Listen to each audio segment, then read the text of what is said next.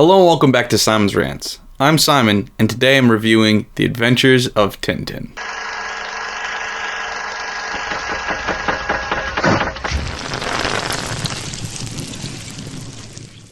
Before I get into this review, I want to make a quick announcement. I've begun production on my first feature film as an independent filmmaker. When I was a kid, I wanted to be a filmmaker really bad, and I wanted to go to film school. I never did. I wanted to make movies as a kid. I started one, never finished it. I made a lot of short sketch comedy videos, and I eventually started doing this, but the dream of being a filmmaker seemed pointless, and I gave up on it when I became an adult. Well, that dream is alive again because I realized, why not pursue it? Why not go after it? And it's funny because if you ask me what my biggest reason I want to be a filmmaker, I actually look to Tintin. And it's funny because it's not a film, at least not the Tintin I grew up with. It was a book.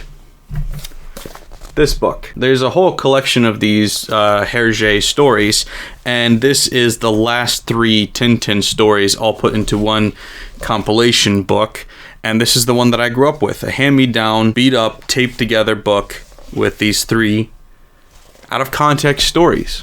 And like I said, they're the last 3 stories actually in the series, and these are the only ones that I read for years until eventually I got the rest of them. These stories captured my imagination, especially the first one, which is the one that I'm going to be reviewing today in the TV show version of it. It's funny because that's probably the least remarkable story in the whole series. In case you don't know, Tintin is a young reporter who goes around solving crimes and mysteries with the help of a cast of colorful characters, and these mysteries usually end up involving wild stories of outer space, pirates, gangsters, all of these different things.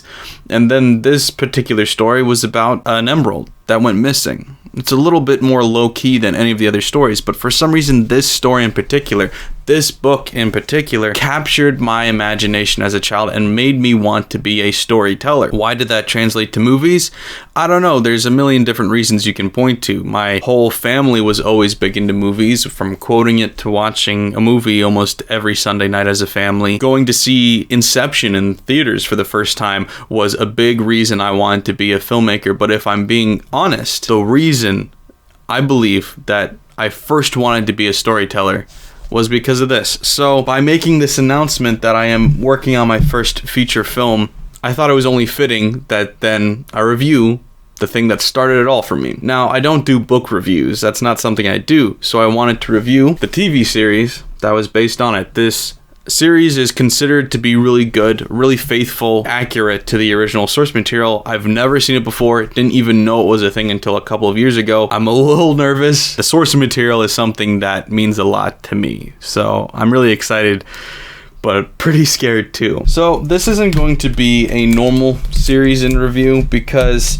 normally what I do is do 3 episodes of the show, but in this case I can't do that because each story of the 21 stories were adapted into 2 episodes each. And so even though I would like to go through all 3 adaptations of these 3 stories, then that would be 6 episodes. So what I'm going to do instead is just go through the 2 episodes that are that one story that I was saying was my favorite from the bunch. So that's the one I'm going for, which is also not from season 1, it's actually from the last season. So little differences here and there. I hope you guys don't mind. This is The Adventures of Tintin.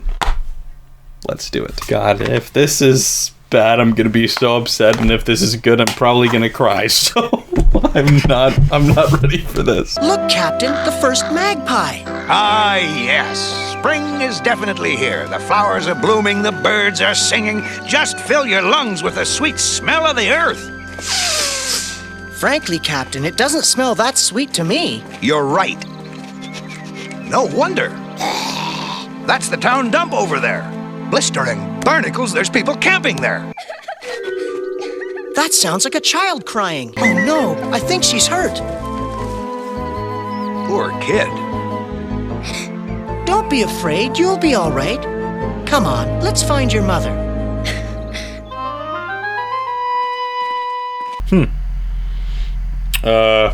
Pretty sure she was supposed to bite them and then run away and fall over. I think maybe my standards for this adaptation are a little too high. I'll try to ease up a bit. We found her in the woods. She was hurt, so we brought her home. I'll tell your fortune for you. I don't believe in that stuff. Let go of my hand. Oh. What do you see? I see a new car and a visit from a large foreign lady with blonde hair and lots of jewelry. How does one see that in a poem? Like, I thought yours were like, oh, this is your lifeline, this is your love life, yada yada. No, it's like, oh look, there's a lady coming to visit. I just happened to see that one freckle that's a quarter past that line. That means a big, fat, blonde foreign lady's gonna visit you. It's exciting, isn't it? Oh, Professor Calculus. Are you all right? Yes, indeed. I fell from quite a height. It was like 5 steps, dude. Chill. You'll never guess who this letter is from. I give up. That was quick. You'll never guess. I give up. You didn't guess? I give up. I give up. Why guess if you said I couldn't guess? So, I give up. Bianca Castafiore. Nestor! Sir? Pack my bags immediately. I must be out of the house in an hour. All hands on deck. Abandon ship. Where are you going? Anywhere to get out of that living cyclone's path. Yeah! Captain, are you all right? Billions of blistering blue barnacles. It's a shame because, like, it's really accurate. The artwork is exactly the same. They're saying most of the lines. They're cutting out some of them to make it quicker. It feels like it's missing the heart. It doesn't feel right. You have a bad sprain there. You must keep off this foot for at least 2 weeks. 2 weeks? But I'm leaving today on a trip. Oh, out of the question. You're lucky that leg isn't broken. If this is luck, give me disaster. Guess who? Disaster! My dear Captain Fatstock, I know an old salt like yourself must often feel very lonely, so I brought this pretty Polly to keep you company. Blistering eardrums! That is to say, what a delightful surprise. Nothing could have given me greater pleasure. This kind of reminds me of, like, remember when The Killing Joke was adapted? If you saw a moment or like a screenshot taken out of context, you'd be like, wow, this is mind-blowing. It's so accurate to the original. It's such a good adaptation. They did it shot for shot remake. That's what this feels like. Sometimes people worry about being completely accurate and then lose everything that made it what it was in the process. And that's what this feels like.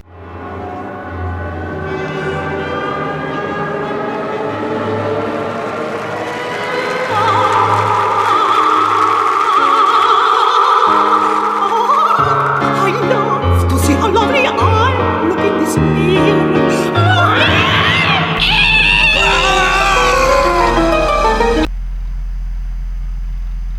I wasn't ready for that. I know I read the book, but like, I don't know, something about seeing that come to life was just so magical. At the window, a monster. Monster? It was horrible. There's nothing here, Signora. Absolutely nothing. But I saw it, I tell you. I saw his eyes glittering like diamonds. Mercy! My jewels! Here! Your jewels are all here, madame. You must have been having a nightmare. I'll close your window so you won't have to worry. Could somebody have climbed those vines? They couldn't support a man's weight. Well, well, well. Those are definitely a man's footprints. It is so fascinating to see this come to life. I could have complaints, like I was saying, like it feels a little shallower. There's not as much depth or heart to it as the book felt, but still seeing it come alive is bizarre. I've waited my entire life to see this. So how's the foot today, Captain? Oh, just peachy. Thanks. Oh. Hello? Like, see that in the book, he's sitting there, the phone rings, he picks it up, answers it, has a nice little phone conversation, hangs up. Here's the ring again, so he picks it up. Hello? Huh. Turns, The parrot is making the ringing sound. There's a punchline to that. What was that? What was that? That wasn't any... What? This is disappointing so far. This is going the exact opposite way of how I hoped it would go. Oh well. The passion, the desire to make this into my own movie is growing inside me again. Madame! Oh, Madame! What is it, Irma? What's the matter? Your jewels, Madame! They're gone! Ah! All right, nobody leaves. Nestor, call the police. Thompson and Thompson, what happened? I was a little late applying the brakes. To be precise, you didn't break it all. Like that, I feel like... It could have been funny. I think I've built up myself for failure with having such high expectations for this. First, Signora, can you set light to Shed light on. the theft of your jewels? Like, why? Like that? You didn't understand what you were reading, obviously, because he was saying something incorrectly, and then the other guy butted in to correct him, and then he finished saying what he was saying. It wasn't like, could you shed light to what's going on? It's like, what? This is so disappointing. You say your jewels were upstairs? Yes, locked in a drawer. And then, when I took the case out of the drawer... Case? What case? Why, the jewel case, of course, the one I... Misericordia! My jewel case. I sat down here and then I... Oh! There, what did I tell you? My jewels! The little darlings are safe. I could weep for joy. You're a moron. You're a moron. Blistering barnacles, now what? Just look at that. That horrible rag of a magazine. Ugh. How dare they publish such an ugly photograph of me? You look like a zombie. Holy hell. You look like the freaking... What the hell was that? Okay, see how, like, the whole photograph is black and white? Why is she black and white and the guy behind her isn't in that picture? That made no sense. What the hell are you guys doing? What is this? I was watching this show so nervous. Like, I was so anticipating watching this show because I was like, this could be the best thing ever. But no. This is just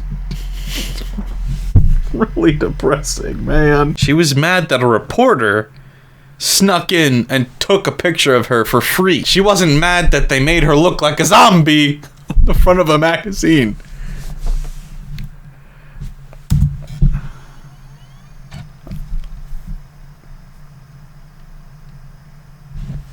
It was a pretty good shot of the bird.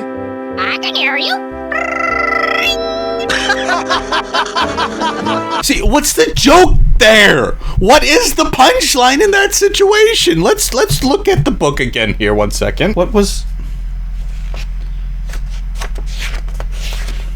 the punchline? There wasn't one.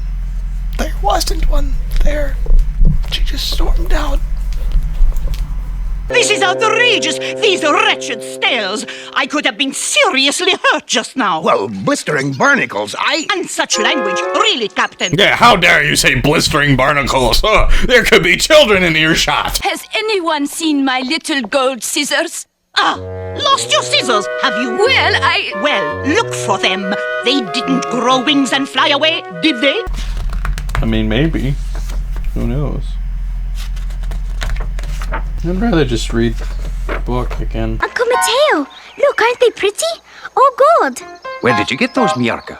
I found them. I found them! They were in a drawer in that house over there! Can you imagine somebody would just leave that laying around in a drawer in a cabinet in a house? We'd better look around, Snowy. Maybe there is an intruder on the estate. That might explain the missing scissors. Snowy, the dog, couldn't talk in the books, but had a constant inner monologue going on. Not having that, I understand why they didn't do it, because it would have been hard, but not having it is like an integral piece of the feel of the story just missing, just entirely. It'd be like doing an adaptation of Garfield where Garfield couldn't talk.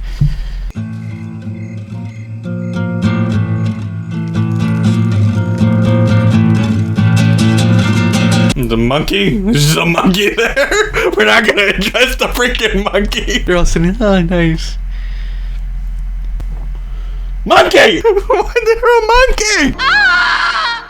Great snakes! My emerald! Someone's tripped on the step again. Strange. No one here. What's going on? I don't know. We'd better investigate. I left the room for about 15 minutes, I know. When I came back, the emerald was gone. It may have fallen down somewhere. Oh!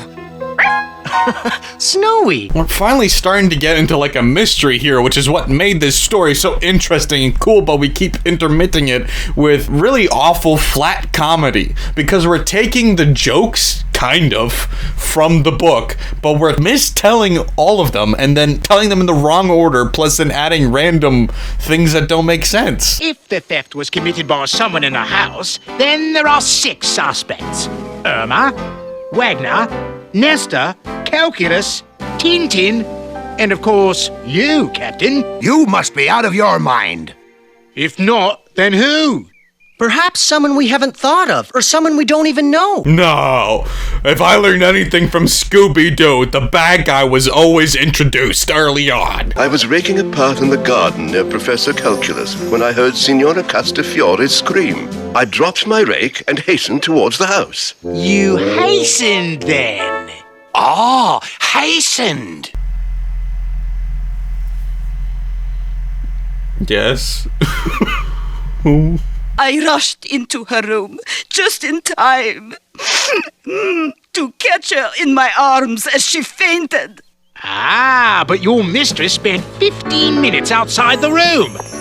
You had time to enter her room, take the emerald, and throw it out the window to an accomplice. Say, Nestor, for example. Right, admit it.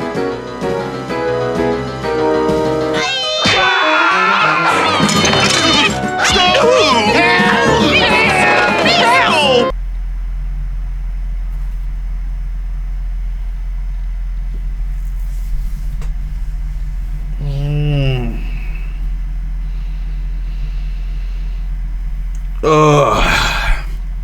You did that so badly. It's not funny at all. How are they doing everything right and everything absolutely wrong at the exact same goddamn time?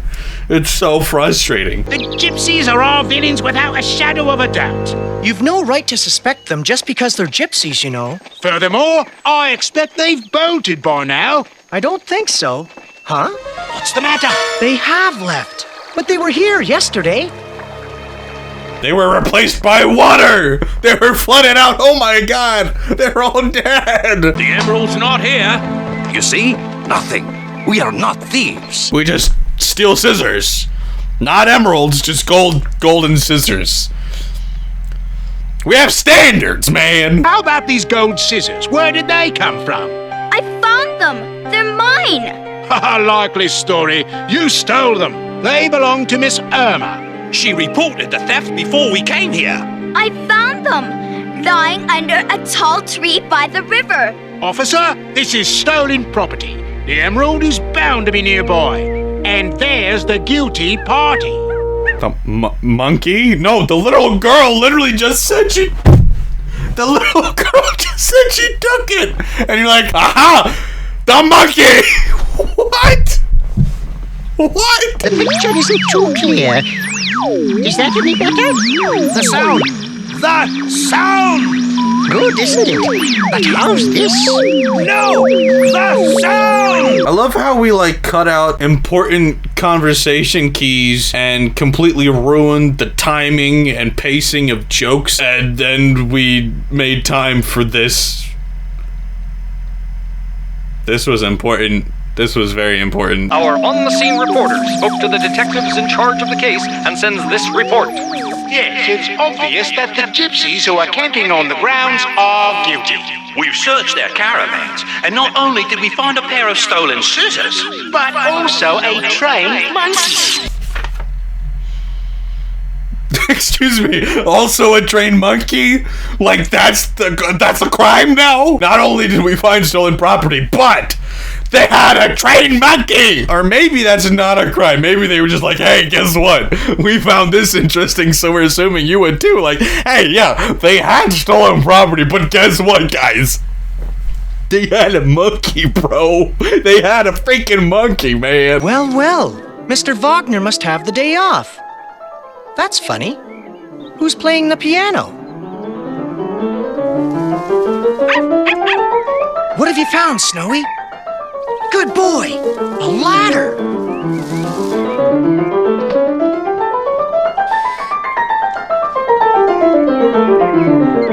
Great snakes! A tape recorder! See, here we go. This is a very interesting moment that makes this mystery interesting. All the groundwork for a good mystery is here! How did you mess this up so badly? Like, you see this story and how it could be great? Now explain. I'm a gambler, you see, and I go to the village every day to place my bets. You weren't in the village when the emerald was stolen, were you? It was you falling downstairs that day, wasn't it? Yes, I was up in the attic, and on my way back down, I fell. What were you doing up in the attic? I thought I heard someone walking around up there, so I went to investigate. I found your footprints under Signora's window. Very likely. I wanted to make sure no one could climb up on the ivy. Well, that explains everything. I love how you just believe everything he said. It sounded like he was bullshitting the whole time. It was like, as you see, I was gambling. But you weren't gambling. No, you're right, I wasn't. I was in the attic. Why? Because footsteps. There was footsteps. I believe everything. You do?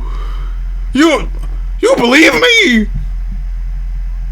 Why? I mean, of course. Yes, because naturally I'm telling the truth.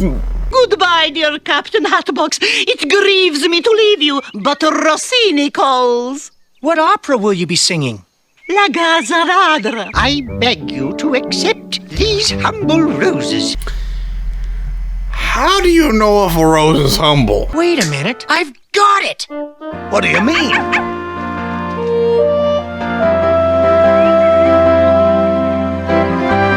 Be careful! 2 bits of glass, a marble, and the emerald. Wait, what? Hold on, what? How did we come to this conclusion? In the book. Right here.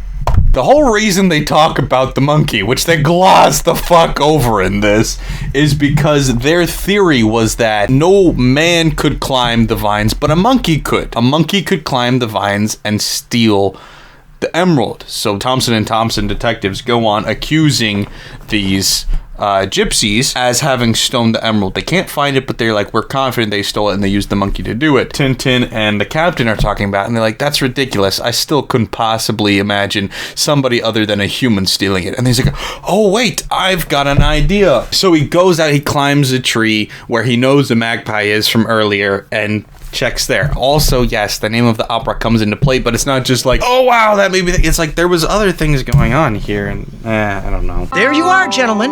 Now, all we have to do is return the gem to Signora Castafiore. Lovely, isn't it? Furthermore, it's really... Whoa! That was close. It could happen to anyone. Hang on to it this time. You're giving it back to them? Maybe you should be in charge of this. I knew there was a magpie around here. Then when Miarca mentioned the tall tree by the brook, and magpies only nest in the tallest trees, the rest was simple. You got there eventually, guys, but you made it so much less entertaining than what it was in the book. That broken step has finally been mended, but the cement's still wet. We can't walk on it for a few days. You have to step over it, like this. Very well, sir. Aye, aye, Captain. Hello, who's that? I just popped by to tell you. Ah, Mr. Bolt, you did a wonderful job on the stairs. I just popped by to remind you to keep off that step for a few days. It's like, hey, you can't walk on that step because it's wet cement. All right, I'm gonna go home. Hey, I just came back. Oh, dang it, you stepped on it. I was just about telling you not to, too. Even though I said that already. But you know what? Comedic timing waits for no man. Blue blistering barnacles.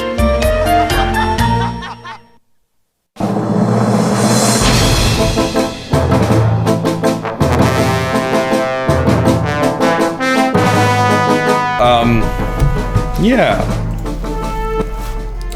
So that was Tintin, kind of. Yeah, I was very harsh on it. I'm not taking anything I said back, but it's like a Cliff Notes. That was a Cliff Notes version of Tintin. I wish it was better, because that didn't scratch the itch. I still have this lifelong itch to see that in movie form, and that was far too low quality and far too Cliff Notey to scratch that itch. So it was fun to see it, but it wasn't enough. So yeah, that itch is still there. Maybe one day I'll make that movie. Probably not, but one can dream. So yeah, that was The Adventures of Tintin. Sorry that wasn't what I was hoping it would be. I kind of built it up, but hey, I mean, I don't script these things. I keep it as honest and just open as possible. So yeah, I came into this hoping it would be something really special, and unfortunately, it wasn't as special as the books were. Was it awful? No. I've seen much, much worse adaptations before. This wasn't the Percy Jackson of Tintin. Frankly, the Spielberg film, which I'll have to review sometime, was much, much worse than this. It was awful. But yes, if you haven't read the books, I really wholeheartedly suggest them. I really think that they're great. I really think that most of them are good. There was a weird era in the middle where, like I mentioned before, like they're going to outer space and stuff, and it's like you watch this, it's much more low-key, and it's not always as low-key as this one was, but it's a much more intelligent, grounded story than going to space and growing giant mushrooms and whatever else they did. I don't even remember. I didn't like those ones that much, but the first few and the last few were really good. The ones in the middle you can skip, I guess. I do love Tintin. This was not what I wanted, but it wasn't awful either. So what do you guys think? Let me know in the comments below. And of course, don't forget to like, share, and if you're new here, subscribe. Thanks for watching, guys. Bye.